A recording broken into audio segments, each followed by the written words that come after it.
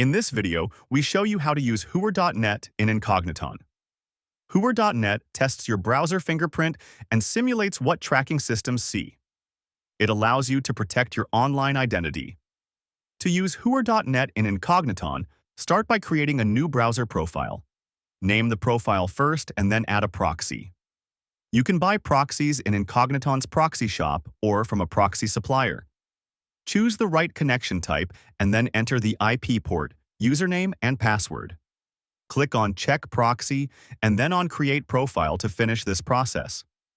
When you're back in the overview, launch the new browser profile by clicking on Start and navigate to Whoer.net. Now you can see your browser fingerprint of the Incogniton profile. If you have any questions regarding this feature, don't hesitate to contact our support department. Thank you for watching this video.